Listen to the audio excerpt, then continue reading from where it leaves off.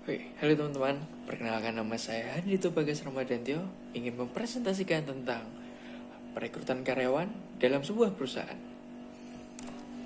Oke, apa sih itu rekrutmen karyawan?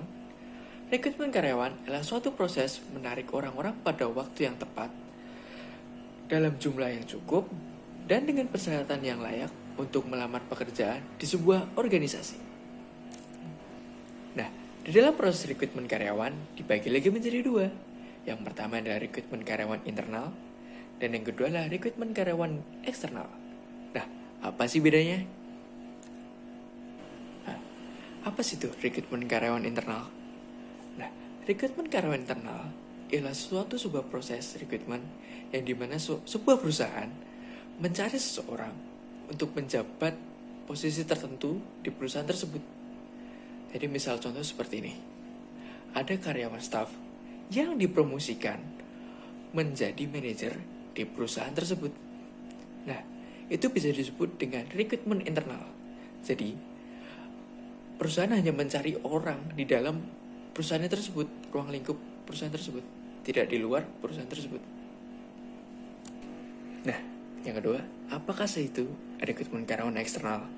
Nah, tentu saja rekrutmen karyawan eksternal ini berbeda dengan yang internal. Kalau yang internal tadi ialah sebuah perusahaan hanya mencari orang-orang di dalam lingkup perusahaan tersebut. Nah, kalau yang eksternal ini sebuah perusahaan mencari orang-orang baru di luar perusahaan tersebut.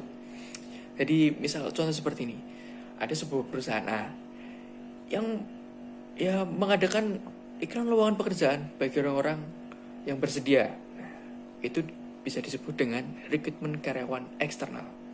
Jadi, perusahaan tersebut menggunakan orang-orang baru untuk masuk ke sebuah perusahaannya. Kesimpulannya lah, rekrutmen karyawan internal dan eksternal, perbedaannya ialah terletak pada pencarian orangnya tersebut. Kalau rekrutmen karyawan internal, perusahaan tersebut hanya mencari orang-orang di dalam perusahaannya tersebut, sedangkan eksternal itu ialah kebalikannya. Jadi perusahaan tersebut mencari orang-orang di luar perusahaan tersebut untuk bekerja di perusahaannya. Jadi misal contoh seperti ini. Jika sebuah perusahaan kehilangan posisi seorang manajernya, nah alangkah lebih baik perusahaan tersebut merekrut karyawan internal. Jadi perusahaan tersebut merekrut atau mungkin mempromosikan orang-orang di dalam perusahaan tersebut untuk menjadi manajer, sehingga orang yang dipilih untuk menjadi manajer tersebut tentunya sudah mengenal dan mengerti tentang perusahaan tersebut. Nah, jika sebuah perusahaan mencari atau mungkin ingin menambah staff atau yang lain-lainnya, akan lebih baiknya perusahaan tersebut mengadakan rekrutmen eksternal. Jadi sehingga perusahaan tersebut mengadakan mungkin seperti lowongan pekerjaan di berbagai media sosial. Nah, jadi seperti itu. Jadi itu perbedaan antara rekrutmen karyawan internal dan eksternal. Sekian, terima kasih.